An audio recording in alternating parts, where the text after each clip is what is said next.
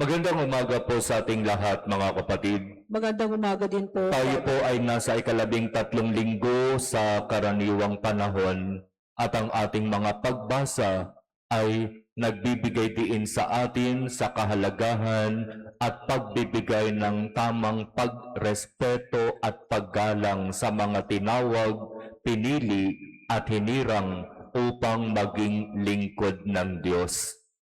Alam natin kung paanong pinapahalagahan at iniingatan ng Diyos ang kanyang mga hinirang.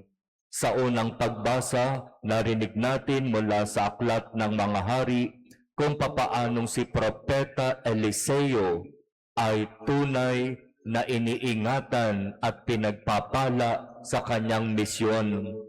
Si Propeta Eliseo ay nagmimisyon, nagpupunta sa maraming lugar at may mga pagkakataon inaabot ng gabi at kinakailangan makituloy, makikain at makitulog sa iba't ibang bahay. Sinasabi ng unang pagbasa na mayroong minsang napakituluyan si Propeta Eliseo at ang kanyang kasama at sila naman ay binigyan ng magandang pagtanggap. At itong mag-asawa na may-ari ng tahanan ay nag-usap, nakakahiya na wala man lamang tayong maayos na silid para sa ating bisita na isang propeta. Mas maganda siguro ipagpagawa natin siya ng isang silid para naman kahit papaano kapag sa ibabalik, meron tayong magandang silid na maipagagamit sa kanya.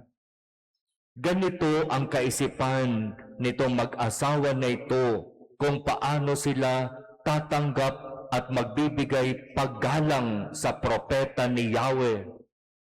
At tama naman sila, hindi nga nagtagal, nagbalik si Propeta Eliseo upang makikain, makituloy at makitulog sa kanila. At sa pagkakataon na ito, mayroon na silang maayos na silid para sa propeta. At natuwa si Propeta Eliseo, kaya sabi niya sa kanyang kasama, ano kaya ang maigaganti natin sa mag-asawang ito sa kanilang kabutihang loob sa atin? At nalaman ni Propeta Eliseo na itong mag-asawa na matagal nang nagsasama ay hindi pinagkakalooban ng anak. Kaya sinabi niya doon sa mag-asawa, sa 1 taon sa pagbabalik namin, mayroon na kayong anak. At kung susundan natin ang kwento, tama naman si Propeta Eliseo. 1 year after pagbabalik nila, may anak na itong mag-asawang ito. Talagang ang Diyos ay tapat sa kanyang pangako. Hindi niya pinapabayaan ang kanyang mga hinirang. Hindi niya pinapabayaan ang kanyang mga lingkod na pinili at tinawag upang magsagawa ng misyon na ipagkakatiwala sa kanila. Kaya nga sa Ebanghelyo, malinaw ang sinasabi ni Jesus sa kanyang mga alagad. Kung tunay na kayo'y mga alagad ko, dapat ninyong iwanan ang lahat sa inyong buhay, ang inyong pamilya, ang inyong pangarap. At kung tunay na kayo ay susunod sa akin, dapat kayong magpasan ng inyong krus araw-araw at sumunod sa akin.